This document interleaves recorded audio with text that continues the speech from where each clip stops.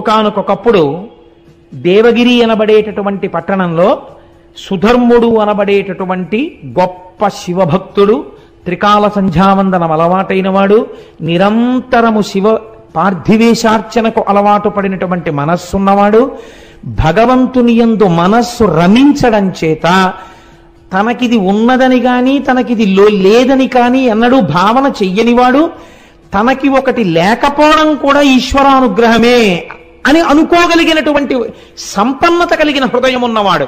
ఇది చాలా కష్టం అండి. ఈశ్వరుడు ఒక్కొక్కరికి ఒకటి ఇవ్వడు. లోకం ఏమంటుందంటే వాళ్ళకి ఇది లేదంటుంది. కానీ వాళ్ళంటారు ఈశ్వరుడు మమ్మల్ని ఉద్ధరించడానికి మాకు అది ఇచ్చి ఉండకపోవచ్చు అంటారు. అది వాళ్ళ భక్తి. వాళ్ళ భక్తి నీకేం తెలుసు వాళ్ళని అలా అని నువ్వు పాపం మూట కట్టుకుంటున్నావు. కాబట్టి ఇప్పుడు అటువంటి భక్తుడు ఒకడున్నాడు. ఆయనకి సుదేహ అని ఒక భార్య ఉన్నది. ఆమె మహాసౌశీల్యవతి, భర్తని నిరంతరము ధర్మమునందు అనువర్తించేటటువంటి స్వభావము కలిగినటువంటి తల్లి. చాలా కాలం ఇలా ఉంటుండగా వీళ్ళిద్దరికీ బిడ్డలు కలగలేదు.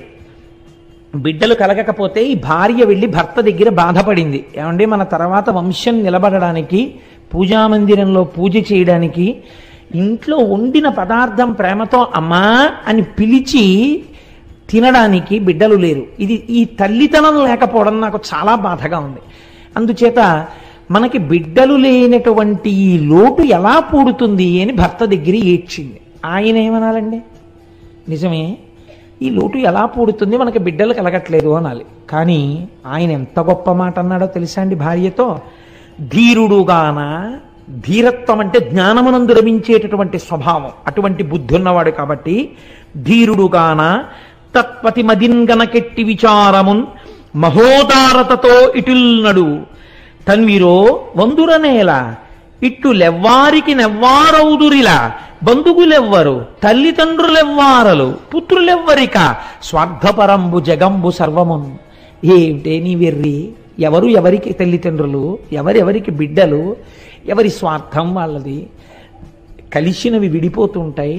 పట్టు విడిపే ఈ లోకమునకు ఉన్నటువంటి స్వభావం. ఇలా పట్టుకుంటుంది, అలా విడిపోతుంది. విడిపోయిన వస్తువుని పట్టుకున్నాను నువ్వు లేకపోతే నేను ఉండలేనన్నవాడు 11 రోజుల్లో మరిచిపోతున్నాడు. మరిచిపోయేవాడు సంతోషంగా తిరిగేస్తున్నాడు. వాడికి మళ్ళీ నువ్వు లేకపోతే నేను ఉండగలనా అని చెప్పిన వాడు ఎవడున్నాడో వాడు సంవత్సరం తర్వాత ఎవరు లేకపోతే ఉండలేనన్నాడో వాళ్ళ తిథిని గుర్తు చేయడానికి ఇంటి పురోహితుడు వచ్చి గుర్తు చేస్తే తప్ప తద్దినం పెట్టని వాడయి ఉన్నాడు. అంతటి కృతజ్ఞమే ఈ లోకం. అటువంటి బిడ్డల కోసం, దేనికోసం నీకు ఈ అలజడి? నువ్వు ఈ సంబంధాన్ని ఈశ్వరుడు ఎందు పెట్టు. నువ్వు తరిస్తావు, నేను తరిస్తాను.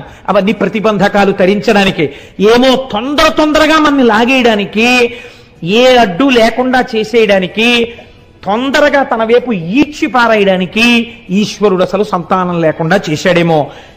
లేవంటావెందుకు? ఏది మనకి ఇవ్వడానికి అది లేకుండా చేశాడో ఈశ్వరుడు యందు మనస్సు పెట్టన్నాడు. అంటే పాపం ఆవిడ సర్దుకుంది మనస్సు. కానీ లోకం అనేటటువంటి ఒక వస్తువు ఉంది కదండి, దీనికి అనవలసిన మాట అనరాని మాట అన్నది తెలియదు. ఇతరుల్ని బాధించి బతకడం కలియుగంలో లక్షణం. ఎందుకని చిత్తవృత్తులు రాక్షసులై ఉన్నాయి. ఇంత మాట అనడమా? ఆ మాట ఎంత ప్రమాదానికి ఎడుతుంది, ఎంత బాధపడతారని ఆలోచించకుండా మాట్లాడతారు. కాబట్టి ఈవిడ ఒకసారి పొరిగింటికి వెళ్ళి ఏదో పేరంటం జరుగుతున్నప్పుడు ఏదో వాదులాట వచ్చింది స్త్రీల మధ్య. వాదులాట వస్తే ఈ సుదేహ తనకి తెలిసినటువంటి ఒక మంచి మాట చెప్పింది. ఇలా చెయ్యకూడదు అనేదో అంది. అనేటప్పటికీ ఆవిడంది కోపంతో, చెప్పడానికి నీకున్న యోగ్యత ఏమిటి అని చెప్పడానికి ఆవిడ ఒక అనరాని మాట అనేసింది. దుడ్డు కలుగొనేమో గొడ్డుదానవు నీవు తినుటకెవ్వరేని దిక్కులేరు బిడ్డలున్న దాన్న పేర్మినాకెనయవుదే తల్ల క్రిందులగుచు తపసుకొనిదా. ఏమిటి నువ్వు మాట్లాడేది? నువ్వు గొడ్రాలివి. ఎంత ఉంటే ఏమిటి? దుడ్డు కలుగునేమో, నీకు డబ్బు ఉందేమో, మీ తర్వాత తినడానికి ఎవడున్నాడు? రాజులు పట్టుకెడతారా సొమ్ము? మాకు అలా కాదు. మా తర్వాత తినడానికి పిల్లలున్నారు. మేము వండితే అమ్మా అని తినడానికి పిల్లలున్నారు. మా ఐశ్వర్యం నీకెక్కడొస్తుంది? ఇక నీకు పిల్లలు పుట్టరు. నువ్వు తలకిందులుగా తపస్సు చేసినా ఇక నీకు అమ్మా అన్న మాట లేదండి. నిజంగా అది ఒకళ్ళు అనక్కర్లేదండి. అలా అనిపించుకోలేకపోయిన వాళ్ళు ఎంత బాధపడుతుంటారో. నాకు ఈ పద్యం చెప్పడానికి ఇవ్వాలి నేను ఇక్కడికొచ్చి కూడా పుస్తకం తిప్పా, దీన్ని ఆపి చెప్పడం ఏమైనా కుదురుతుందా అని. అలా కుదరదు అని నిర్ధారించుకున్న తర్వాత మాత్రమే నేను ఈ మాట చెప్పవలసి వచ్చింది. ఇలాంటి పద్యాన్ని కథాంతర్గతంగానైనా చెప్పినందుకు సిగ్గుతో తలంచుకుంటున్నాను. ఎందుచేతనంటే అది ఒక స్త్రీ మనస్సుని ఎంత బాధ పెడుతుందో నాకు తెలుసు. ఆ మాట అనరాదు. ఆ మాట అంది, పాప ఆవిడ చాలా బాధపడింది. చాలా పద్యానికి అంతకన్నా వ్యాఖ్యానం అనవసరం. కాబట్టి ఇప్పుడు ఎవరికి చెప్పుకుంటుంది? భర్తకి వెళ్ళి చెప్పింది, నాకు బిడ్డలు పుట్టరా, నాకు అమ్మ అన్న మాట లేదా అని అడిగింది. అడిగితే ఆయన అన్నాడు, నువ్వు బిడ్డలు పుట్టరా అని నేను ఎంత చెప్పినా నీ మనస్సు ఈశ్వరుడు ఎందుకు చేర్చుకోలేకపోతున్నావు? మళ్ళీ మళ్ళీ అటువైపుకి ఎందుకు పెడతావు? ఎందుకు ఆ దుఃఖం? దానివల్ల ఏమిటి కలుస్తుంది నీకు?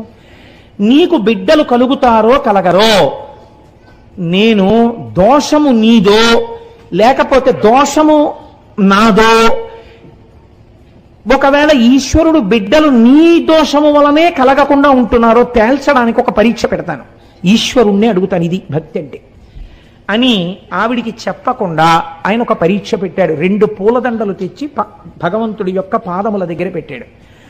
2 విరుల దండలు శివుని దండల నుంచి తీయు కోమలాంగి పడతి, ఒకటి తీయుమనిన ఇష్టకుసుమము బాసి ఈవలి పుష్పంబుగొనిన పెదవి విరిచే కోవిదుండు.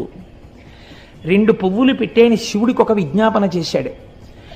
ఒకవేళ నా యందు బిడ్డలు పుట్టడానికి దోషముండి ఉంటే, లేదా అంటే మా దంపతుల యందు సంతానము కలగక మా ఇద్దరికి అమ్మా అని ఆవిడ, నాన్న అని నేను అనిపించుకోవడం సాధ్యం కాకపోతే ఈ దండ ముట్టుకుంటుంది.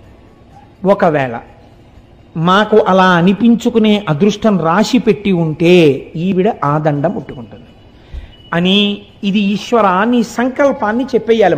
మాకు సంతానాన్ని ఇద్దామనుకుంటున్నావో అనగా మా ఇద్దరికీ కలిపి ఇవ్వాలనుకుంటున్నావో చెప్పేయి అని 2 దండలు పట్టి, నువ్వు ఇక నన్ను ఎన్నడో నాకు బిడ్డలు కలగరా అని అనరాదు, ఇది ఈశ్వర శాసనం, ముట్టుకో అన్నాడు.